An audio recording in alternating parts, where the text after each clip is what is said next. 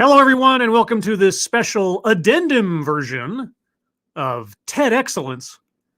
By popular demand, this is a conclusion to my previous broadcast, excuse me, that was so rudely interrupted by YouTube for reasons still unspecified. So when the last stream was cut off, for those of you listening in the future, we were at 10 minutes and 59 seconds into the presentation by our speaker regarding leading like a girl. The point she had just made, and I'm summarizing because I'm a day or so away from it now, and I haven't watched the whole thing in context, and I was a little bit inebriated at the time. She had just claimed that due to the loss nationally of $500 million projected from stress-related diseases, from, I suppose, sexism, in that sense, and for that reason, the warrior attitude about our economy and or business has to be completely thrown out the window. That is a rough summary of the point she just made before the previous version of the video was cut off. So I'm going to conclude the last couple of minutes of the presentation for completeness, and then we'll go over the bingo card, and then we will wrap up. So as usual, I will let the first couple of seconds play out for sound test. Thank you all for coming. Dark Alile, hello. Humble Clay, hello. Trucking with a Tablet, hello. Attack Alpaca, hello. Black Belt for Christ, hello. Tarkata, hello. Lady Gopher, hello. Fernanda, hello. All right, guys. So first couple of seconds, and then we will conclude this epic journey. In the midst of such a leadership crisis, it is actually those feminine traits like resilience, empathy, intuition that become more important than ever before. All right, so those feminine traits, you guys hear those feminine traits? Humble Clay says good, Lady Gopher says good. Yes, those feminine traits. Now, if you'll recall, we spent this entire, at least in the first part, presentation talking about not stereotyping women and setting them aside and assuming that they are fragile or that they cannot compete and so on and so forth. But now, no, we have to appreciate the feminine traits which men don't possess and only women do. So on the one hand, we're supposed to not judge women simply on the basis of being women and see them as equals in the business world. But on the other hand, we have to distinguish leadership traits by gender because they are more valuable and attractive because they're feminine traits. And of course, none of these traits are things that men possess. What was that list again? Just to go back slightly, because I want to make sure I didn't miss anything. In the midst of such a leadership crisis, it is actually those feminine traits like resilience, empathy, intuition that become more important than ever before. Resilience. In fact, a recent Harvard Business Review. Let me pause that for a second. Resilience, empathy, and intuition. Yeah, men do not possess resilience, men do not possess empathy, and men have no intuition. Those are exclusively the bailiwick of women, as I am to understand it from our speaker.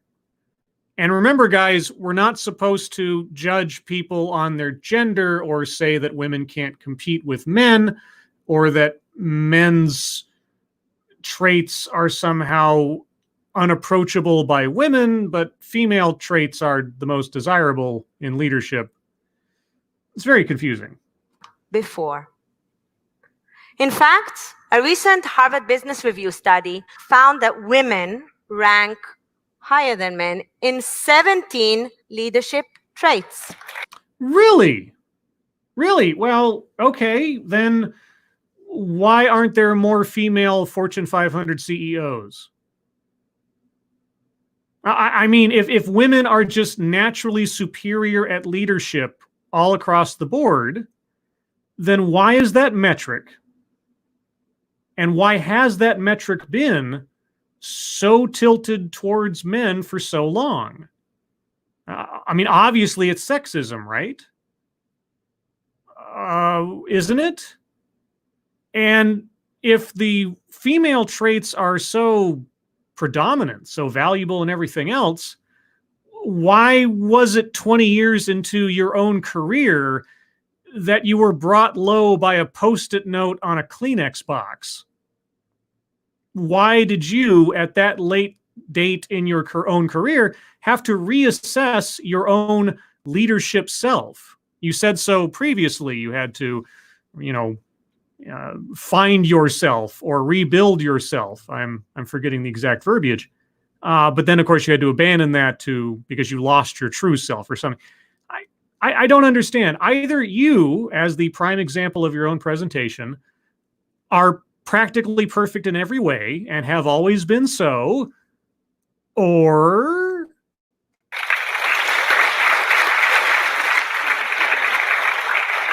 So why is lead like a girl still seen as an insult?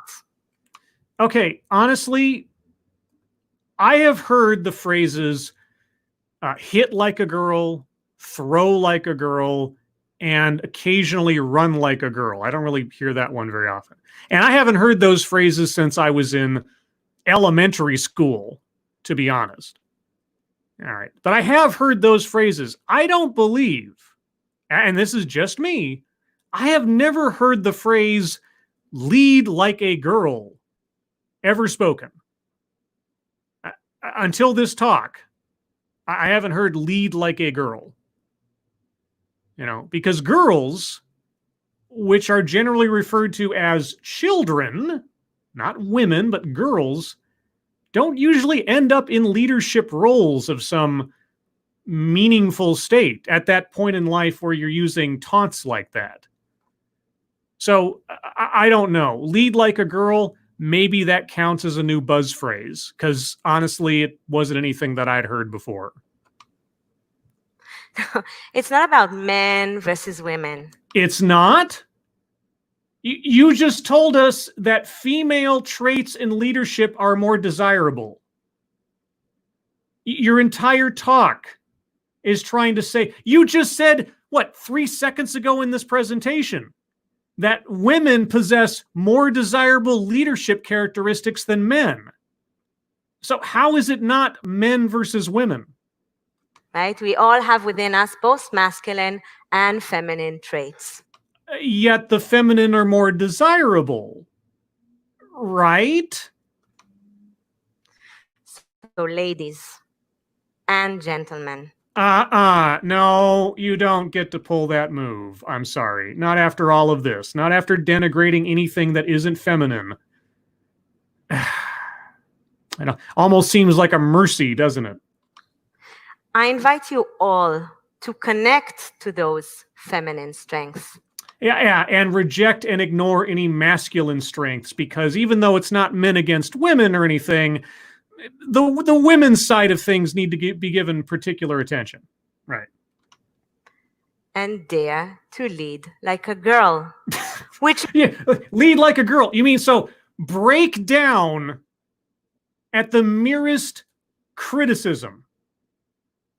Someone turns a Kleenex box with a Post-it note on it, making fun of you, you get shattered. Is that what it means to lead like a girl? Because you are your own worst example. That incident, by your own words, occurred some 20 years into your professional career as an executive in marketing. 20 years.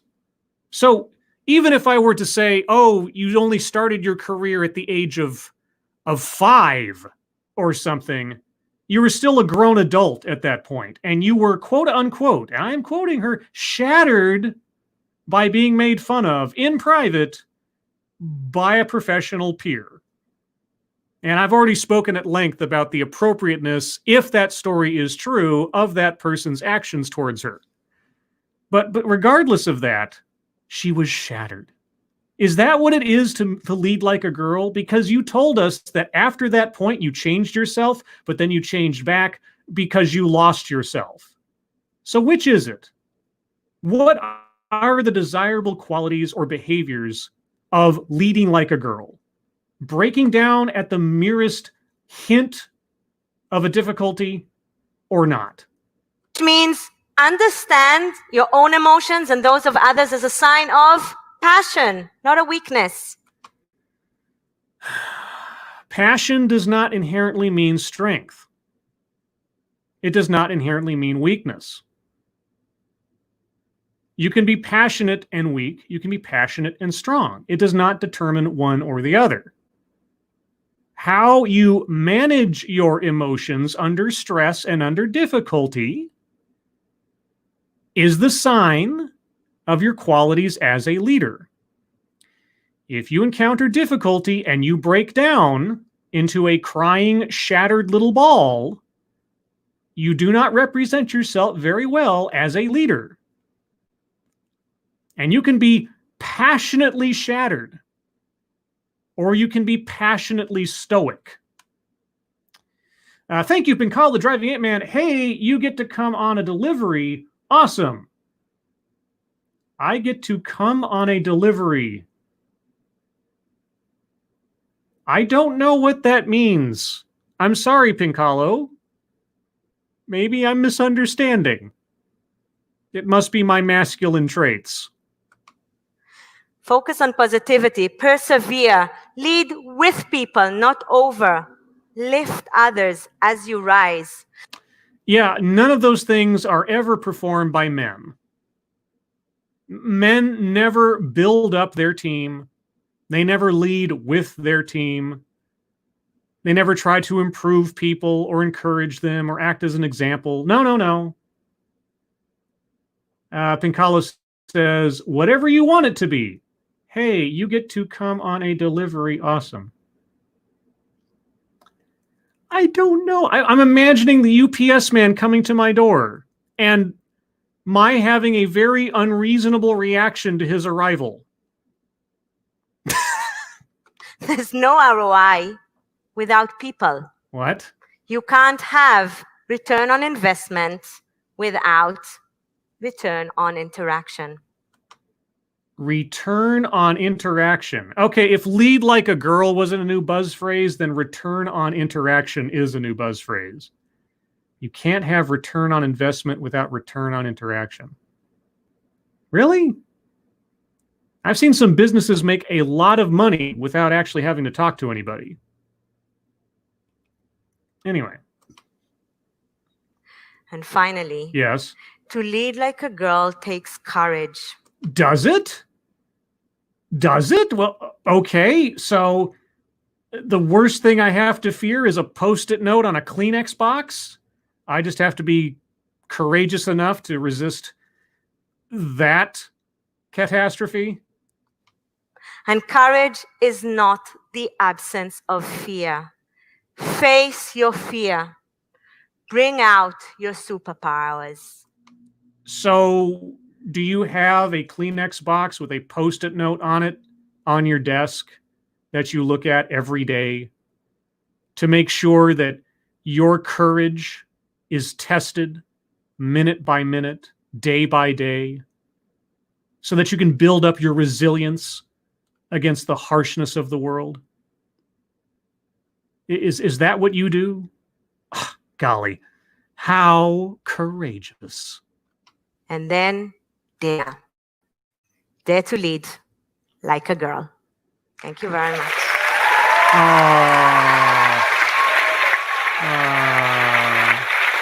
A standing ovation.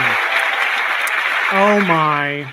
Oh, yes. Stand, everyone. Oh my gosh. Oh my gosh. How brave, how resilient, how courageous. Yes. Yes, she faced up to those Kleenex boxes, everyone. Yep, it was tough. It was difficult. But she led like a girl while admitting the necessity for science and math and logic and data-driven marketing. But we don't talk about that. No, we don't talk about that. We just talk about the most desirable attributes of a leader, the feminine ones. But it's not about men versus women. And I invite men to be more like women, because women are inherently superior. See this Harvard study that says they have far more desirable leadership attributes than men do. But I'm not vilifying men or denigrating men or saying that women are better than men. It's not about men versus women. So I invite you all, regardless of your genitals, to lead like a particular set of genitals to which I am attributing stereotypical attributes. Right. Yeah, so there you go, guys. The remainder of the talk, save for what was cut off by YouTube. Thank you, Johnny Hellcat. She needs to pull that mic out of her mouth. I don't blame the speakers for the equipment difficulties. Like if they have really spangly earrings or their hair is in the microphone and they have to swish it out all the time or something. It's just, I mean, maybe you can't really plan ahead for a TEDx talk. I don't know. And thank you, John Miller, for the next time hippo. But anyway, guys, so there was the remainder of the talk. Now I will share, if I can do this without too much difficulty, my completed bingo card, which I did not get to share with you guys yesterday because I was cut off. But here is the final assessment. Plays victim was certainly in there, talking about her previous work experience. Childhood or family anecdote, she talked about her childhood. Attempt to coin a new buzzword or buzz phrase, so lead like a girl or return on interaction or whatever. But she did explicitly say the word toxic. She gave a couple of anecdotes that probably never happened. And if not any individual incident did not completely not happen, then aspects of several were questionable. Free space, leaves out vital context. In several instances, she just sort of glossed over certain things and didn't mention like where her conclusions were coming from and onward. So there was that. And speakers should not be in current occupation or position. Now that one is a little bit subjective, tis true. But I think that given her rhetoric and given how many times that she contradicted herself in what she was saying or how her personal success was shaped by her own advice, I would be very suspicious of seeing her as an effective leader. That's just my assessment. Take it as you will otherwise. But regardless, guys, our very first TEDx bingo. It is a momentous occasion. A momentous occasion that was stalled by unspecified quote-unquote community guidelines violations from YouTube, but completed here for your assessment or your consideration. That's the word I was looking for. I was going for a little bit of Rod Serling there. If you have no idea what that reference means, then you're probably younger than I am. But to wrap it up for the next couple of minutes, if you guys have anything you'd like to say or mention or observations elsewise, I give the floor over to you, and then I will wrap this up as an addendum to the unfortunately cut off previous TEDx. Let's see. Pincalo, did you end up with a strike scribe? Nope, I did not. Like the previous time a video of mine was taken down from a TEDx, no specified violation was given me. And I was provided the opportunity to appeal, which I did, even though I had no idea what I was appealing. And there you go. But no strike. Let's see. Thank you, Lady Gopher, for the Dogcat Fox. We're number one. I'm assuming that's what Dogcat Fox is saying. And Luke Skywalker 2, is the first half back up? Yes, the first half has been reinstated, unless it's been somehow taken down since then. So you can go find that on my main channel. And this will be joining it shortly, obviously, hopefully. John Miller says, sounds like Ted is on to you. I don't know. I have no idea. Like I say, I have absolutely no clue as to what it was about the previous stream that became a problem for either the algorithm or somebody I don't know. Without some more information, which YouTube is not providing me, I have no idea. If there is something about my streams that is setting off a flag somewhere, you know, either mechanically or otherwise, they haven't told me what it is. So even if I am doing something outside the lines, I can't know what to correct to avoid it. At the same time, both videos have been reinstated in full. So whatever it was could not have been so dire as to keep the video from being reinstated. So as far as I can tell, I did nothing wrong in both instances. But I was taken down in the middle of a broadcast for no good reason. And thus here I am wrapping this up. Let's see. Humble Clay says something about an area around the time of dusk. What? John Miller could have been trying to kill it from trending. I'll tell you what, if anything off of my channel, anything, ended up being at risk of trending on YouTube, I don't know what I'd say. I would be so happy. But truth be told, I am a very, very small grain of sand in a giant desert. So if something of mine was trending, I can only hope it was my Mayan Monkey's G.I. Jane review. Because, man, that's got like 55,000 views on that so far. And it's climbing. It's the most popular video I have on my channel. I don't know why. It's a pretty good review, in my opinion, but I'm not complaining. But let's see. Mr. Scott J87, best grain of sand ever. Isn't that... I guess that is a compliment, sort of. You're the best grain of sand. And Ryan Rawlings, what debauchery is this? Scribelight is live, and YouTube told me 20 minutes in, impossible. And Chatmort says, but you're a handsome grain of sand. I am? Have I shown you a picture of me? I don't remember. I mean, if you're just going off of my avatar, I'll tell you what, my avatar is one handsome devil. But I can't take credit for that. And Mr. Scott says, he has grit. But do I have true grit? I don't know. I'd have to ask John Wayne, and he's not around. Even though the remake was really good, you can't get by John Wayne. But anyway, guys, that is the conclusion of the unfortunately stunted previous stream. I hope you enjoyed it. Those of you that were looking for a conclusion, you now have it. Thank you all for your support through this momentary difficulty. There will be a TEDXcellence tomorrow, Saturday, for those of you living in real time. For those of you in the future, hopefully you will find that on my channel after this. If you don't, maybe it was taken down. I don't know. It will be an adventure either way. And what will the TEDx be about? Well, I'll give you a sneak peek. Well, insofar as I'll tell you the title effectively. It's about white privilege and witchcraft.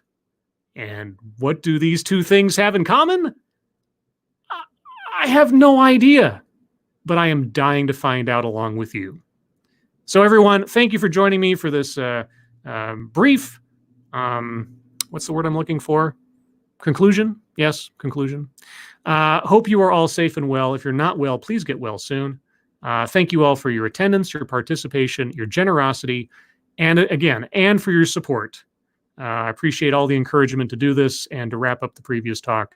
I hope you all have a good day. And if you'd like to hear more from me and Satsu 2 Cents and Ranting Monkey, you can find us tonight on this channel at 6 p.m. Pacific, 9 p.m. Eastern for Lords of the Night. And what is tonight's Lords of the Night theme? Well, again, a special sneak preview for all of you here. I dug up one of my sister's favorite films. I don't think that's trivia you're going to be able to figure out all on your own because I don't think I ever mentioned it before. But as soon as you see tonight's theme, you'll know it's one of my sister's favorite films, at least from her childhood. But wait for that, everybody. Talk to you soon. Bye-bye.